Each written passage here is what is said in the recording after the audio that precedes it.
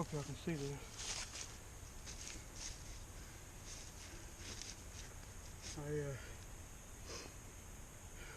I ended up getting a sightmark wraith night vision scope because we picked up some property, and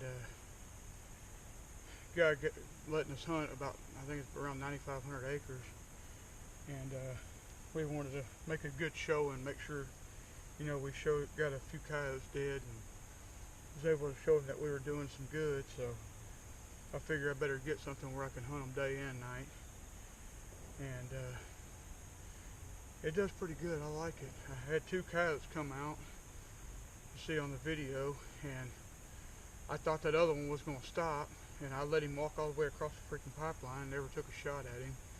And I was just freaking sick at my stomach, and kept calling, and this male, pretty good sized male, I don't know if you can see it in the video, but it's a pretty good sized male coyote.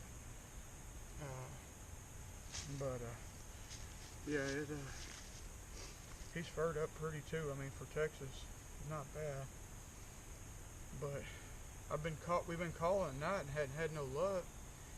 I've been using a lot of distress calls, rabbit distress and stuff like that, because it's wintertime. And for whatever reason, they're not responding. I ended up calling in a fox and shooting a pretty gray fox, but I forgot to hit the record button on the camera. The scope records. But I played this one back because he run on the woods a little bit, and so I played it back to find out where he was. But like I was saying, I was using a lot of distress calls trying to get these coyotes to come in, and I couldn't get them to come in. We could hear them, howling at us and stuff, but they would not come in. So tonight, same thing. It said this time I started out with a howl. Nothing. I played distress calls for probably 25-30 minutes, and I seen eyes way down there, probably 300-400 yards, but they wouldn't ever come in. I just see them pop up, 2 of them pop up and they go back down. They pop up and they go back down. So I figured it was coyotes, but I couldn't make out what they were. So I howled at them, and man, I heard them open up. And I don't even think I turned this GoPro on, but they were freaking going nuts. And that damn thing ain't got audio. But once I realized they were pretty close, I went ahead and turned the camera on so maybe y'all could hear them. But I mean, they were right in there just going nuts. And I switched to pup distress, and they wouldn't come in. I played it for a little while, and then I hit the soar howl again. The soar howl is what they came into. And that one come across, I got on him. You can see, I mean, I had him in the scope, and for whatever reason, I didn't shoot because I thought he was going to stop and maybe get a little closer because he was probably 150 yards. And he just crossed the road, and I seen this one come out, and he was probably about 130, 140 steps. And I said, piss on it. This one, at least, I'm going to try to get a bullet in it. And I shot, and I knew I made a good hit. But he kind of spun around and run off in the woods. And so I kept messing with that other one, and I thought, well, he ain't going to freaking come out. And I wasn't paying attention, and sure enough, boom, he shot across the pipeline. I think I got it on video too.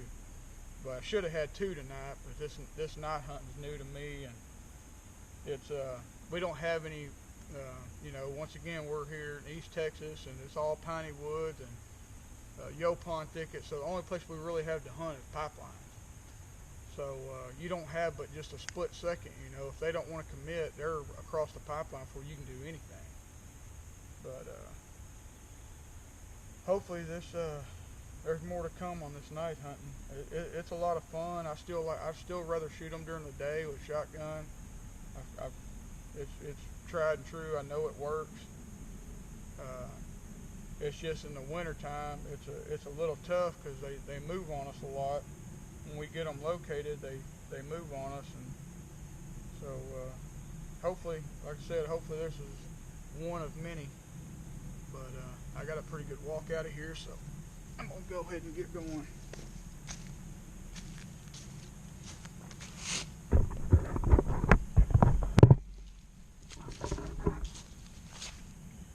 He's a fat sucker. Big old male. I say big. I'll weigh him. He's probably 25 pounds. Big old pretty head. I'll definitely get him tanned.